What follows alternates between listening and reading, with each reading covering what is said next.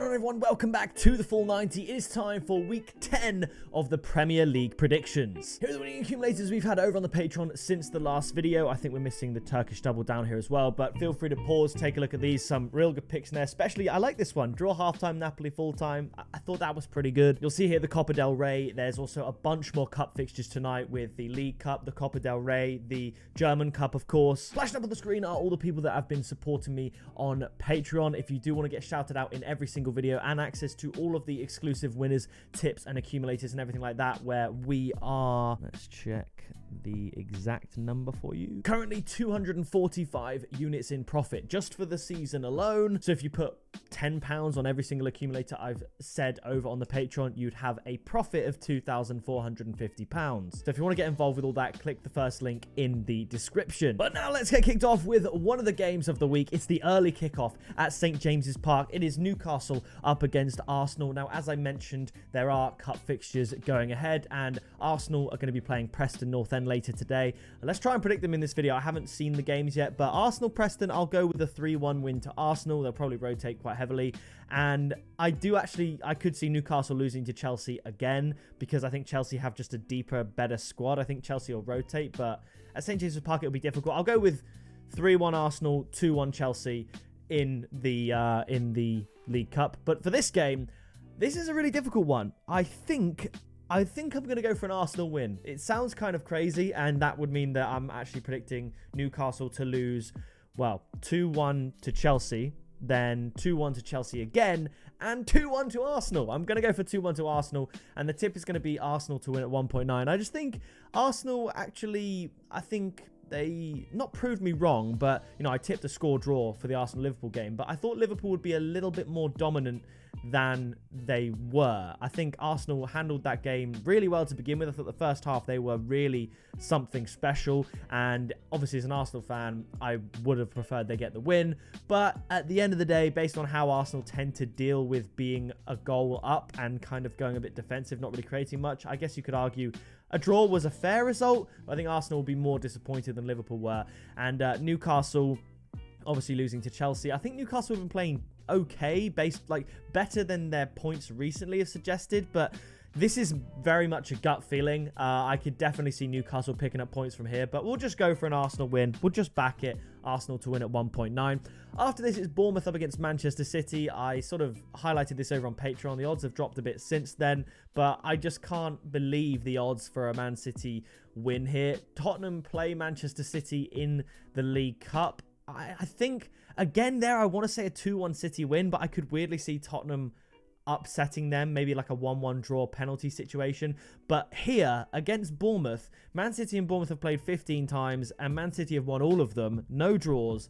I don't see why Man City to win, the odds are so high. So I'm going to say Man City to win 2-0. I'm going to tip Man City to win at 1.55. You could say Man City and under 4.5 goals at evens at 2, but, you know, if City do hit the ground running, they could easily score 4, and I think Bournemouth could score as well. So I think just Man City to win at 1.55 is my banker for the weekend. It's my bet of the day. It's my tip of the season. Man City have never lost to Bournemouth, and I don't see why they'd start here now that they've finally reached the top of the Premier League. And Arsenal may well have dropped points in the early kickoff. You'd expect Liverpool to beat Brighton in the 3 p.m. kickoff that we'll discuss later in this video. So I think Man City to win at the Vitality is just phenomenal value at 1.55. Put that in an accumulator with something. I think the fact that they're saying it's more likely Liverpool beat Brighton at Anfield than Bournemouth, like Man City beat Bournemouth at the Vitality Stadium, is crazy to me. I think Man City is so much better than Bournemouth.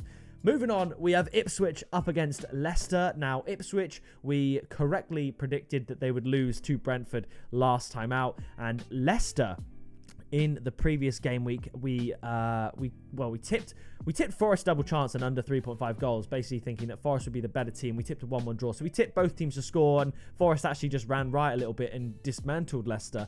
I think Ipswich will fancy their chances to get a win here. I don't think, do any of them play in the cup? I'm not entirely sure. Do Leicester play in the cup? No, I think I'm going to sit here forever thinking about it. I don't think Ipswich or Leicester are in the cup.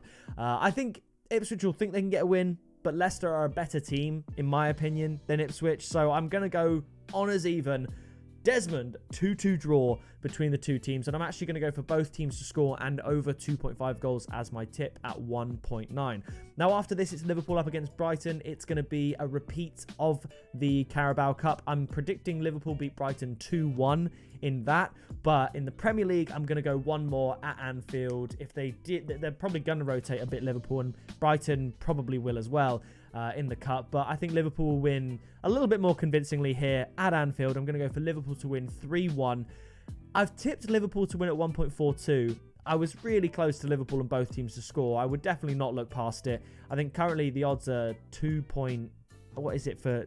I think it's 2.87 for Liverpool and both teams to. It's way more than that. It's got to be more than that. Let me just have a quick little look.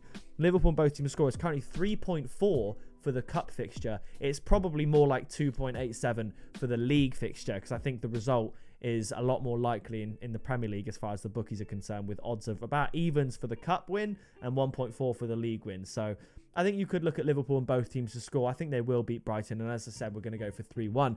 Now after this, it's Nottingham Forest up against West Ham. West Ham beating Manchester United, the game that got Erik ten Hag the sack, essentially. We actually stayed away from the result market in that game for that exact reason and tipped both teams to score. Nottingham Forest, they are going from strength to strength. They're 2 points off of top four and the likes of Arsenal and Aston Villa, which is insane. And I'm actually going to say they will get the win against West Ham. I'm going to say Nottingham Forest to win 2-1, but I'm going to tip both teams to score at 1.7. I think that was a really good result for West Ham against Man United, and I could very well see this ending in a 1-1 draw. I don't see West Ham winning, as Nottingham Forest have started so well, but I do think they can breach the Forest defence and potentially score. So we'll go with both teams to score at 1.7. But Nottingham Forest at 2.15 looks very good as well. Now after this, it's Southampton up against Everton. Southampton survived a bit of a scare in the cup last night. They were 2-0 up, cruising against Stoke, conceded right before half-time. Then it was 2-2. They ended up winning 3-2. And Everton, in their previous game week, if we go back and have a look, Everton did draw 1-1 with Fulham, which was our exact score prediction as well. I'm going to say Everton get a win here. I am. Away from home, low scoring, more misery for Southampton. I mean, Southampton, they've got to get a point from this game. At least they'd want to win from this game, and I actually just don't see it. So I'm going to go for Everton to win 1-0, and the tip is Everton double chance and under 3.5 goals at 2.1. So I don't see there being 4 goals, really, and I don't think Southampton will beat Everton. So I think that basically allows for 1-0, 2-0, 3-0 to Everton, 2-1 to Everton, 0-0, and a 1-1. Those are all of the most likely scorelines for this fixture, in my opinion, in one for above evens. After this, it is Wolves up against Crystal Palace. Crystal Palace played very well against Tottenham. That was an unbelievable result last week. I really thought Tottenham were going to push on there and actually get the win. And Crystal Palace won. But Wolverhampton Wanderers, they managed to snatch a point against Brighton. They were 2-1 down in the dying moments of the game. Brighton had a 4v1 and they actually messed it up. Wolves counter and score an equaliser. And I think that's going to encourage them. And I'm actually going to go for their first win of the season. I correctly predicted when Everton would get their first win of the season. And I'm pretty sure, I can't remember if I did with Leicester as well, but Everton hadn't won for ages, obviously the whole season, and I went out of my way to go with my gut to predict an Everton win, and I got it right, and I'm finally predicting Wolves to get their first win this season against Crystal Palace. I'm going to go for Wolves 2, Crystal Palace 1, but as I mentioned in last week's video, both teams to score has landed in every single Wolves game since they played Arsenal on the first day of the season when they lost 2-0. So even though Wolves are losing all the games, apart from the 1-1 draw with Forest and the 2-2 draw with Brighton, they're scoring in every single one, but they're also conceding in every one. So I think Palace will get a goal because of that. So I'm going to go Wolves to win 2-1, but the tip is both teams to score at 1.66. Now, speaking of Palace and Tottenham, we move on to the Tottenham Hotspur Stadium for Tottenham up against Aston Villa. Villa play Crystal Palace, as we just mentioned in the Cup. I think Villa will win that one quite easily, probably like 2-0. And Tottenham, maybe they'll be able to upset Manchester City. Obviously, Ange Postecoglou says he wins things in his second season. And albeit Tottenham have a fairly decent chance as far as odds go to win the Europa League, they're obviously not going to win the Premier League. The Cup is not a bad way to do it, and if you're going to win the Cup, you've probably got to get rid of Manchester City, so maybe they pull an upset there. But I think, although Tottenham battered Villa last time they played, Villa beat Tottenham the 3 times prior to that, and I think Villa are just in a better spot right now. So I'm actually going to go for a high-scoring game, 2-2 draw between the two teams. And my tip is going to be Aston Villa double chance and both teams to score at 2.5. So that allows obviously for a score draw and Villa to win and both teams to score. And I could very much see that happening. Tottenham could go and win this just 2-0. They could do that. But Villa look really, really good, and they look very difficult to beat. So I think I'll go for a 2-2 draw. Now after this, it doesn't stop. Super Sunday, it's Man United up against Chelsea. Now obviously, Erik ten Hag has been sacked, but Amorim currently, I don't think he's agreed. I think he's agreed. It's not been officially announced, but the Sporting Lisbon manager, and Sporting, by the way, one of the best teams in Europe right now, has essentially agreed to be the Man United manager. He won't be, obviously, there for the cup tie with Man United and Leicester, where I think Man United will see a bit of a bounce, get a win there, get through to the quarterfinal. But he might very well be there at Old Trafford for this game against Chelsea. Now, Chelsea are a better team than Manchester United. They have a better squad than Manchester United.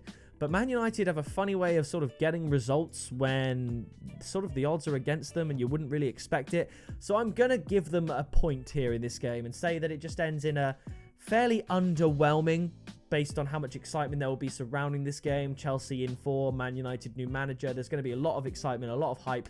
I think it's going to be an underwhelming one of those ones. I'm going to go for a 1-1 draw, and I'm going to tip both teams to score at 1.4. I can't separate the two. There's a lot of uncertainties with regards to this fixture.